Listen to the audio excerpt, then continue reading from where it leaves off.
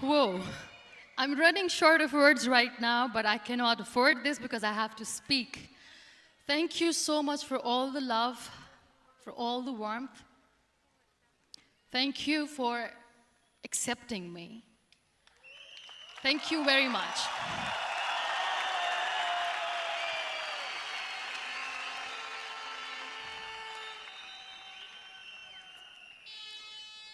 Well, I always start my talk with a disclaimer. And that disclaimer is that I've never claimed to be a motivational speaker. Yes, I do speak, but I feel more like a storyteller because wherever I go, I share a story with everyone. Well, it is a story of a woman whose perfectly imperfect life made her who and what she is today. It's the story of a woman who, in pursuit of her dreams and aspirations, made other people realize that if you think that your life is hard and you're giving up on that because you think your life is unfair, think again. Because when you think that way, you are being unfair to your own self. It's the story of a woman who made people realize that sometimes problems are not too big. We are too small because we cannot handle them.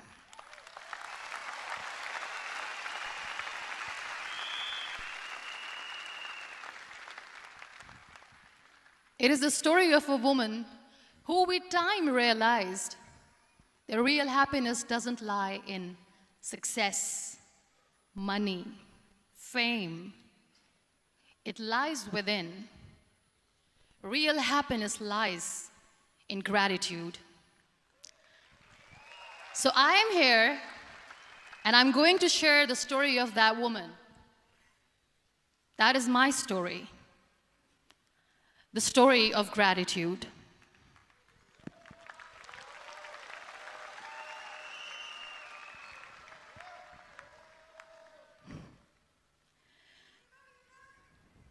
I love you too. I love you all. I believe in the power of words. Many people speak before they think. But I know the value of words. The words can make you, break you, they can heal your soul, they can damage you forever. So I always try to use the positive words in my life wherever I go. They call it adversity, I call it opportunity. They call it weakness, I call it strength. They call me disabled, I call myself differently abled. They see my disability.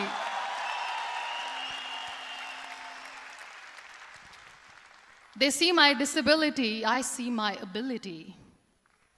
There are some incidents that happen in your life, and those incidents are so strong that they change your DNA. Those incidents or accidents are so strong that they break you physically. They deform your body, but they transform your soul.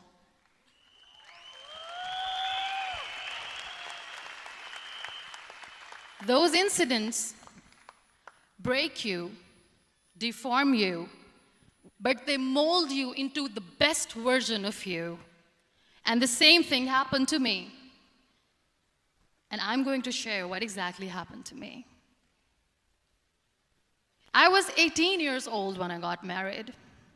And this thing I'm sharing for the very first time on an international level. I was 18 years old when I got married.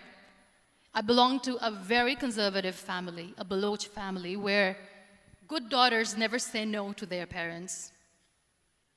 My father wanted me to get married. And all I said was, if that makes you happy, I'll say yes. And of course, it was never a happy marriage.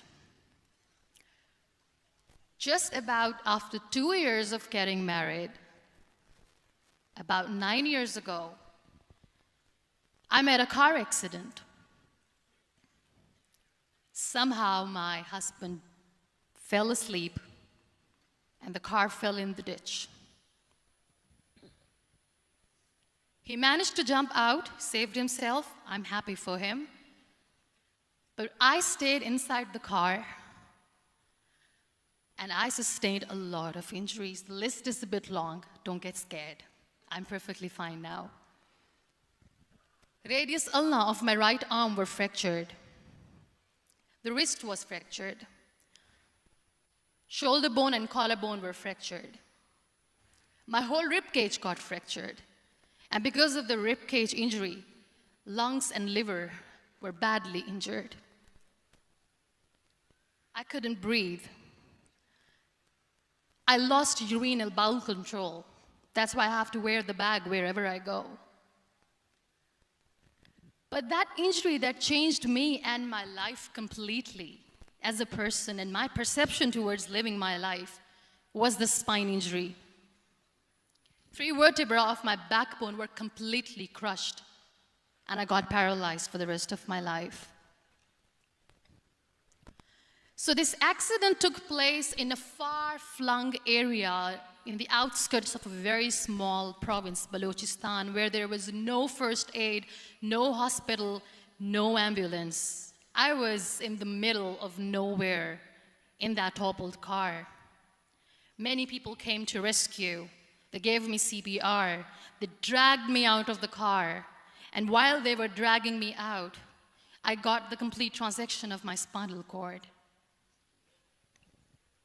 And now there was this debate going on, should we keep it here? She's going to die, where should we go? There is no ambulance. There was this 4-wheeler Jeep standing in the corner of the street. They said, put her in the back of the Jeep and take her to the hospital, which is 3 hours away from this place. And I still remember that bumpy ride. I was all broken. They threw me at the back of the Jeep and they rushed me to the hospital. That is where I realized that my half body was fractured and half was paralyzed. I finally ended up in a hospital where I stayed for 2.5 months. I underwent multiple surgeries. Doctors have put a lot of titanium in my arm. There's a lot of titanium at my back to fix my back. That's why people in Pakistan call me the Iron Lady of Pakistan.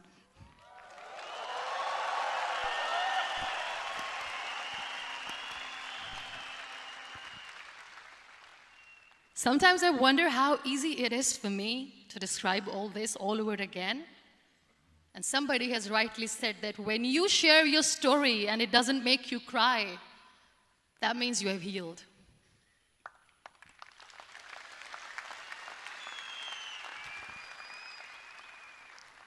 Those 2.5 months in the hospital were dreadful.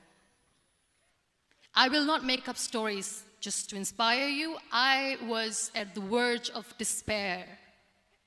One day, doctor came to me and he said, well, I heard that you wanted to be an artist, but you ended up being a housewife. I have a bad news for you. You won't be able to paint again because your wrist and your arm are so deformed, you won't be able to hold a pen again. And I stayed quiet. Next day, doctor came to me and said, your spine injury is so bad, you won't be able to walk again. I took a deep breath and I said, it's all right. The very next day, doctor came to me and said, because of your spine injury and the fixation that you have in your back, you won't be able to give birth to a child again. That day, I was devastated. I still remember, I asked my mother, why me? And that is where I started to question my existence. Why am I even alive? What's the point of living? I cannot walk, I cannot paint, fine. I cannot be a mother. And we have this thing in our heads, being women, that we are incomplete without having children. I am going to be an incomplete woman for the rest of my life. What's the point? People are scared. They think I will get divorced. What is going to happen to me? Why me? Why am I alive? We all try to chase this tunnel. We all do this because we see light in the end of the tunnel, which keeps us going. My dear friends, in my situation, there was a tunnel that I had to roll on, but there was no light. And that is where I realized that the words have the power to heal the soul. My mother said to me, "This too shall pass. God has a greater plan for you. I don't know what it is, but He surely has."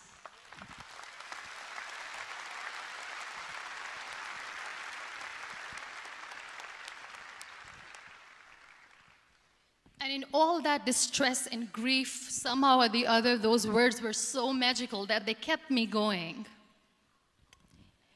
I was trying to put that smile on my face all the time, was hiding. It was so hard to hide the pain, which was there. But all I knew was that if I will give up, my mother and my brothers will give up too. I cannot see them crying with me. So what kept me going was, one day I asked my brothers, "I know I have a deformed hand, but I'm tired of looking at these white walls in the hospital and wearing these white scrubs.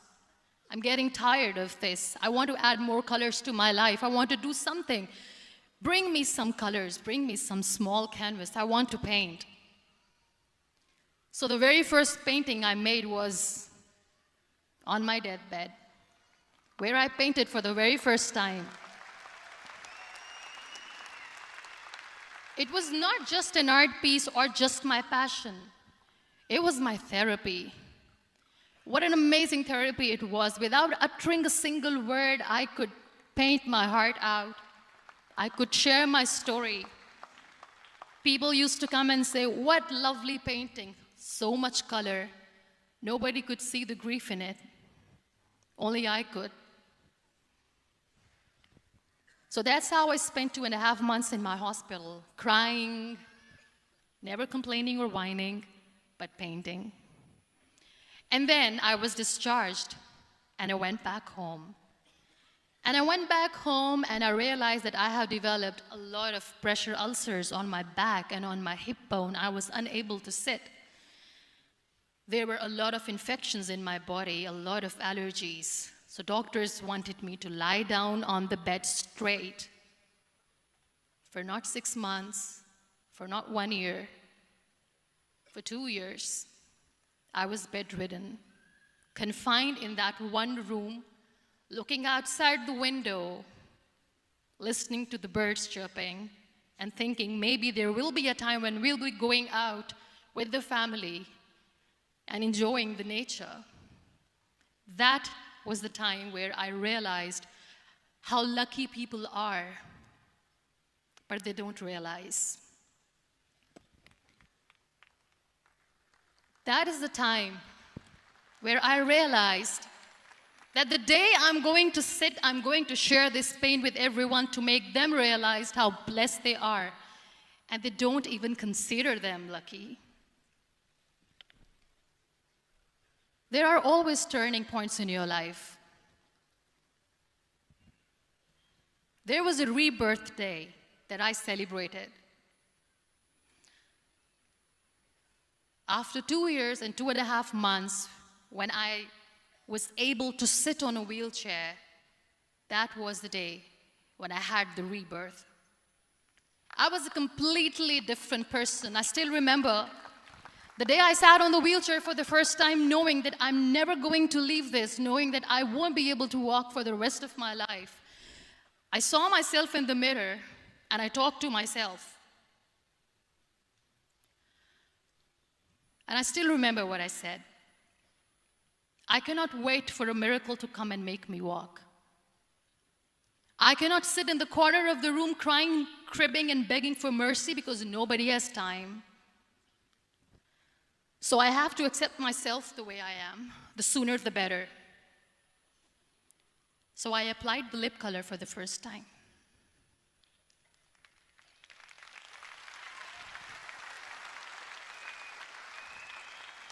And I erased it.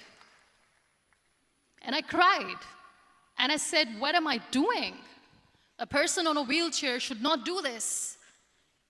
What will people say? Clean it up. Put it again. This time I put it for myself because I wanted to feel perfect from within.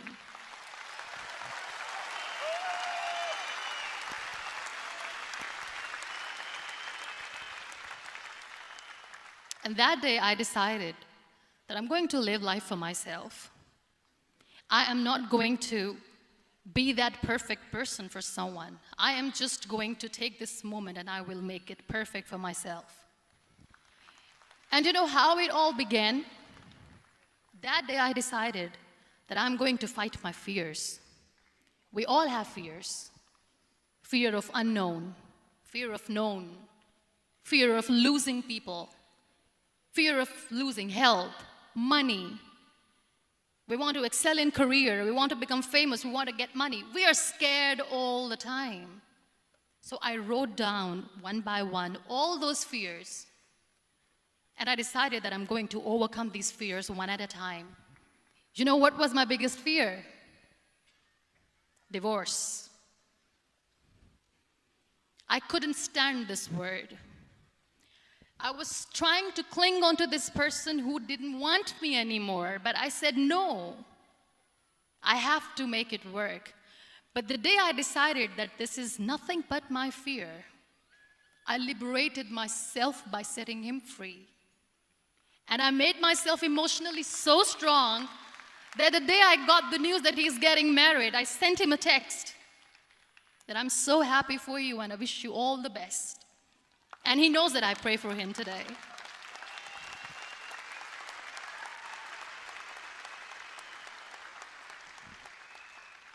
My biggest fear, number 2, was I won't be able to be a mother again.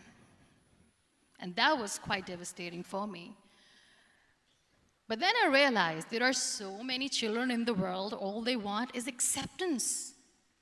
So there is no point of crying, just go and adopt one. And that's what I did.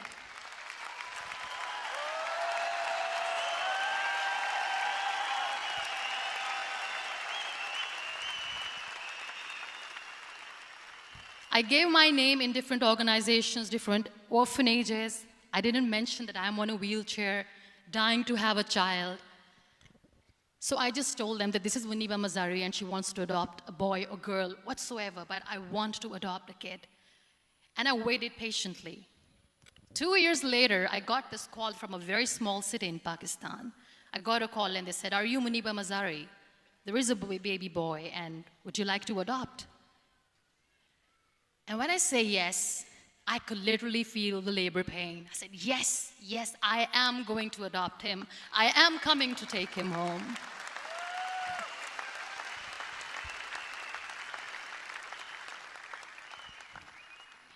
And when I reached there, the man was sitting and he was looking at me from head to toe. And in back of my head, I kept thinking that, oh my God, he's going to say she's on the wheelchair, she doesn't deserve it. How is she going to take care of him? And I looked at him and I said, do not judge me because I'm on the wheelchair. But you know what he said? He said, I know you will be the best mother of this child. You both are lucky to have each other.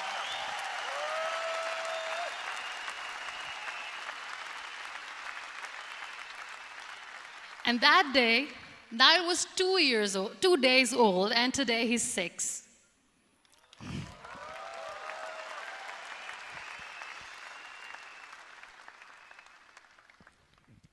You'll be surprised to know another bigger fear that I had in me. It was facing people. I used to hide myself from people. When I was on bed for 2 years, I used to keep the door closed. I used to pretend that I'm not going to meet anyone, tell them that I'm sleeping. You know why? Because I couldn't stand that sympathy that they had for me. They used to treat me like a patient. When I used to smile, they used to look at me and say that, you're smiling, are you okay? I was tired of this question being asked, are you sick? Well, a lady yesterday at the airport asked me, are you sick? And I said, well, besides the spinal cord injury, I'm fine, I guess.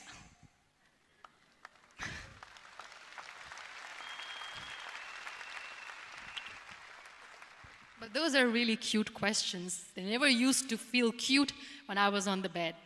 So I used to hide myself from people, knowing that, oh my God, I'm not going to see that sympathy in their eyes. It's all right. And today I'm here speaking to all these amazing people because I have overcome the fear.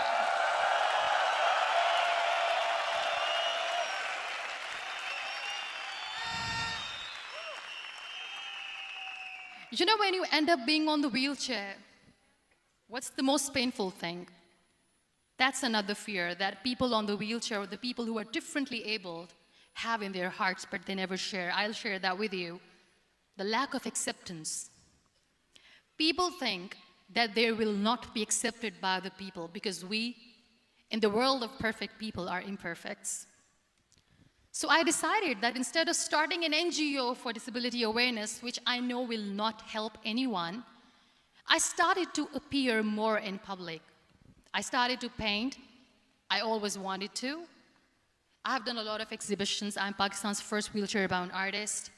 I have done a lot of modeling campaigns, different campaigns for brands like Tony and Guy.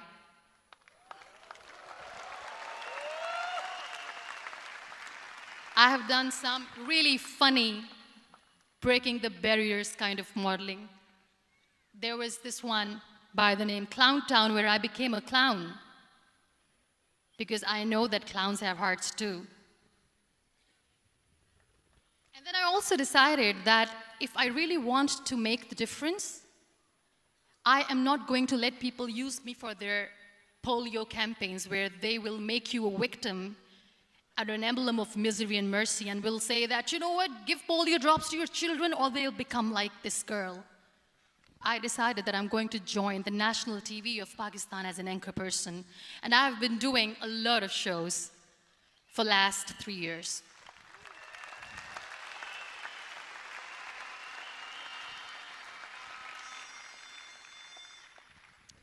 So when you accept yourself the way you are, the world recognizes you.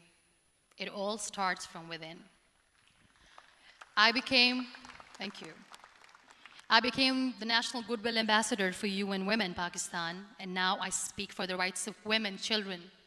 We talk about inclusion, diversity, gender equality, which is a must. I was featured in BBC 100 Women for 2015. I am one of the Forbes 30 under 30 for 2016. And it all didn't happen alone. You all are thriving in your careers. You have bigger dreams and aspirations in life.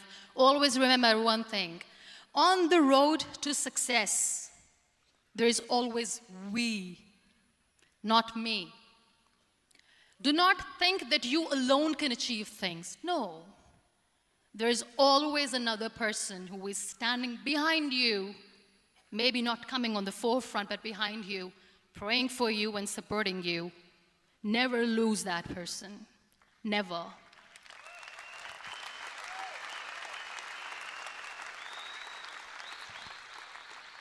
No matter how much I say that I couldn't find a hero, so I became one, I still want to recognize those 3 people in my life who literally changed my life completely, and I get inspiration from them every single day.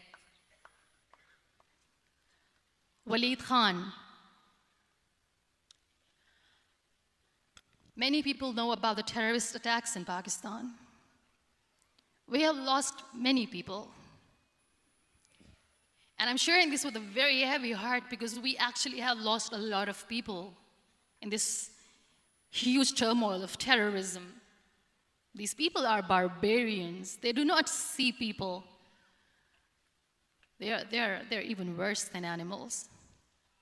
They have killed people in mosques. They have killed people in churches, temples, even in schools. There was this terrorist attack in Army Public School, Peshawar, where these terrorists entered in an examination hall and they killed our children. And in that attack, that day, this beautiful boy, Waleed Khan, who was my hero, my real life hero, was the proctor who was taking care of the students, was keeping an eye on the students. Those barbarians shot him 3 times in the face, 5 times on his body, and he fell down. I was asked to give a talk in the school after a week of that terrorist attack. With a very heavy heart, I went there and I spoke. We sang a few national songs. I thought that maybe I've done my part, but deep inside, it was killing me. I could see children injured. I could see children sitting on the wheelchairs looking at me wondering, what next? What was our fault? Just because we were here to give examination, we have been shot. So many people, so many children lost their friends. Their classrooms were empty. The next day they went to the classroom. So this kid, Walid Khan, I was asked that he is in a hospital right now, and you have to go and see him and motivate him and tell him that it's going to be okay. And when I saw Walid Khan coming on the wheelchair for the first time in front of me, face was all deformed. His leg was fractured, his arm was fractured. He couldn't talk, he lost his teeth. He cannot sneeze, he cannot smell. He cannot eat. And I kept thinking, what should I say? That everything is going to be all right? No, nothing is all right. And while I was juggling with the words, what to say, what not to say, this beautiful child, Walid Khan, came to me and he said, "Are you Muniba Mazari?" I said, "Yes." He said, "Baji, let's take a selfie."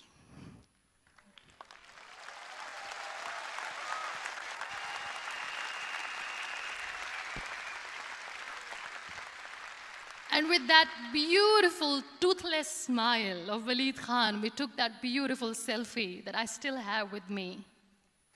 I don't share that here because he was in a very bad shape that time. And that is where I realized that when I was thinking too much about his deformities, he's happy with himself. He doesn't even care.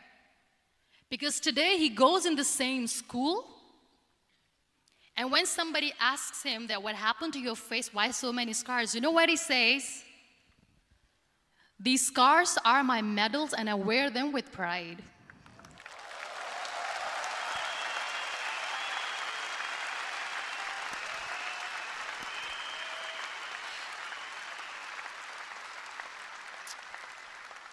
And how beautifully he says, the terrorists wanted me not to study. I am going to study. I will become a doctor one day.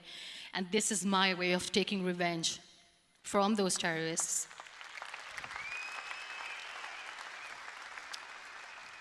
Another real-life hero, of course, my son. His name is Nile, N-I-L-E, River Nile. I learned so much from this kid. The first and foremost thing is patience. How to be patient when you know that your mother cannot walk, when you know that your mother is different from the other women, when you know that your mother cannot go out and play with you, how to stay calm. He loves football. And when we got the very first football, he was 4 years old. He was super excited. I still remember he came in the room and he said, "Mom, let's play football." And he kept the ball in my feet. And he said, "Let's kick it." And that day I felt disabled. I said, "I cannot kick the ball." And I was down with the same face. He looked at me and he said, "Well, that's all right. Your legs are not working, but your hands do. Let's play catch the ball."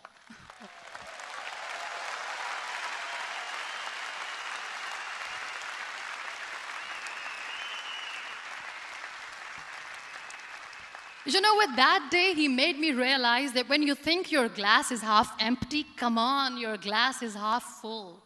It's all in here and here. Last but not least, the woman who made me realize that heroes have no gender.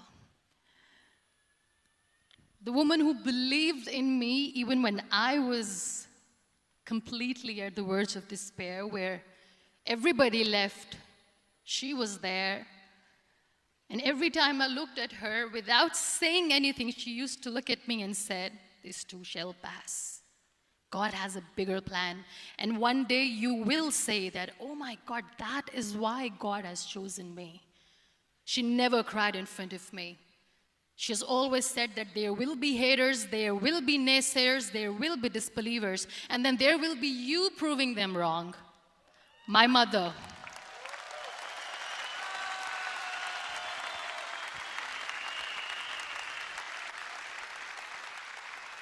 Whatever I am today, I'm nothing without her. I'm nothing without her. Thank you, Mama. I wish you were here. Thank you for making me who I am today.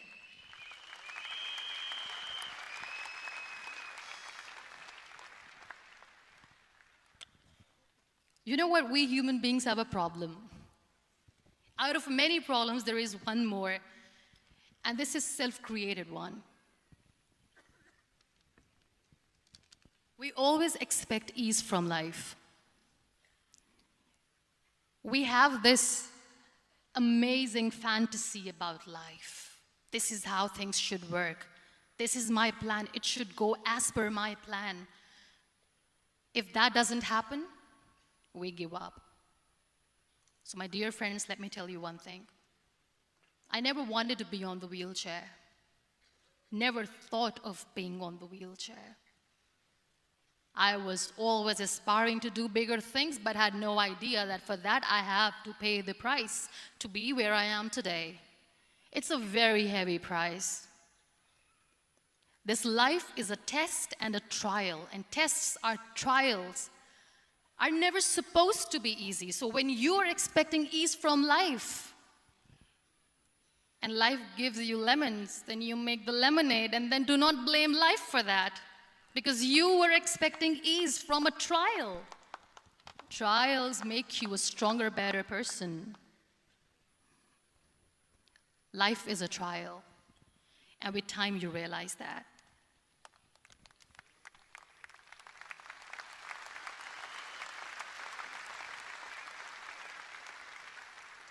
It is okay to be scared. It is okay to cry. Everything is okay, but giving up should not be an option. They always say that failure is not an option. Failure should be an option, because when you fail, you get up, and then you fail, and then you get up, and that keeps you going.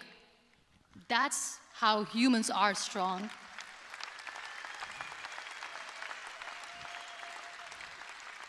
Failure is an option, should be an option, but giving up is not. Never. We have this thing in minds. We call it perfection. We want everything perfect. We want ourselves to be perfect. There is this image in our head about everything. Perfect life, perfect relationships, perfect career, perfect amount of money that we need to earn no matter what. Nothing is perfect in this world. We all are perfectly imperfect, and that is perfectly all right. That's all right. We were sent here not to become the perfect people. Those people who tell you how to look perfect, even those people are imperfect. Trying to fight this fear of looking imperfect. I used to be perfect. I still remember. I got this compliment years ago when I used to walk. "Oh my God, look at you. You're fair, you're tall, you're perfect." Look at me now. You're still perfect. Only the perfect eyes can see that. Only the perfect eyes will see that. Only the perfect eyes will see that. So yes, in all those imperfections, you have to listen to your heart. You don't have to look good for people. You don't have to be perfect just because other people want you to be perfect. If your soul is perfect from within, That's all right. This is all what you want. This is all what you need to be. Our society has made very weird kind of norms to look perfect and great. For men, it's different. For women, it's different. We think too much about what people say. We listen to ourselves too little. You know what makes you perfect? When you make someone smile. You know what makes you perfect? When you try to do something good for the people around you. You know what makes you perfect? When you feel someone's pain. And how beautiful pain is that it connects you with people. No other medium can connect you with others but pain. That's why I always say that I'm in pain, and that's a blessing in disguise for me. Today, just because I'm in pain and I'm on the wheelchair, I work for children. Being the head of CSR for a company, we conduct medical camps in far-flung areas of Pakistan where so many kids die because they don't have medical facilities. And I personally believe just because they cannot afford to live doesn't mean we'll let them die.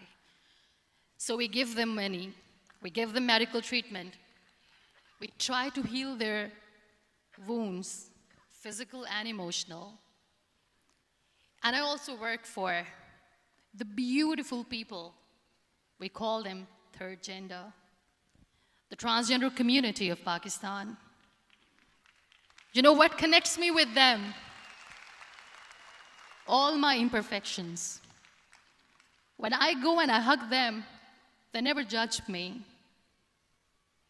And this very good friend of mine, her name is Bijli. Bijli means electricity. She calls herself electricity. And I said, are you electricity? She says, no, I'm lightning. I'm as strong as lightning.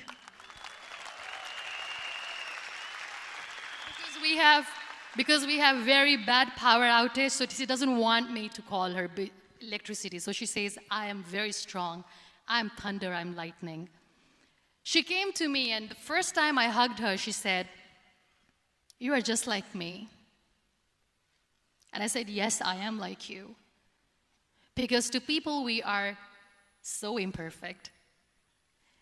So how beautiful these imperfections are, that because of these imperfections, you can connect with people. Then why are we all running after being perfect?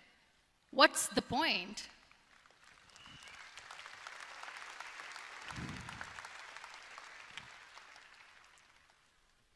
Every time I go in public, I always smile.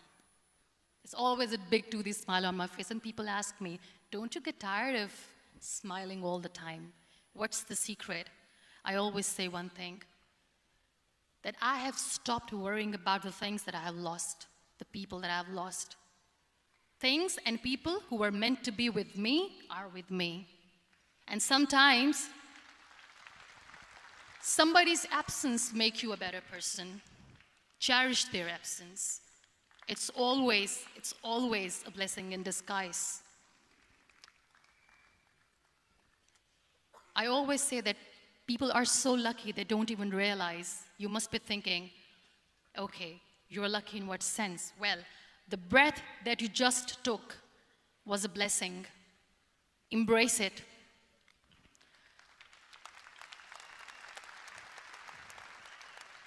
There are so many people in the world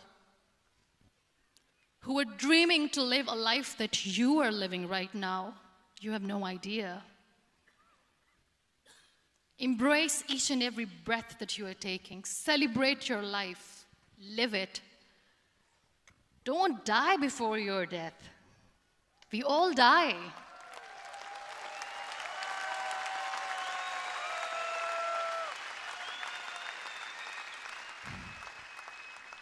We live this one routine of a day for 75 years and we call it life.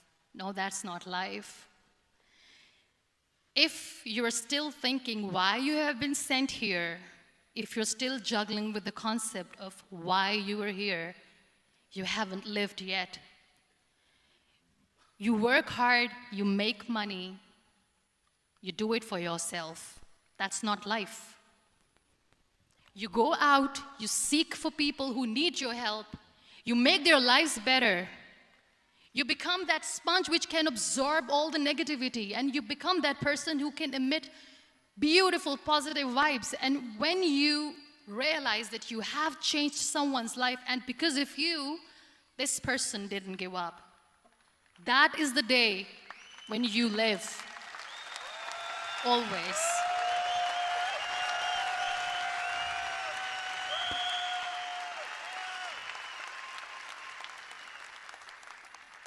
We were talking about gratitude, why I smile all the time.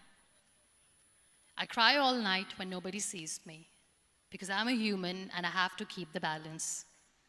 And I smile all day because I know that if I will smile, I can make people smile. That keeps me going.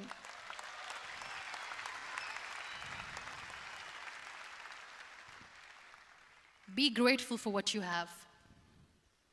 And you will always, always end up having more. But if you'll cry and if you'll crib for the little things that you don't have or the things that you have lost, you will never ever have enough. Sometimes we are too busy thinking about the things that we don't have that we forget to cherish the blessings that we have. I'm not saying that I'm not healthy and that makes me unlucky. But yes, it is hard. It is hard when I say that I cannot walk. It is hard to say when I wear this bag. It hurts. But I have to keep going. Because never giving up is the way to live, always.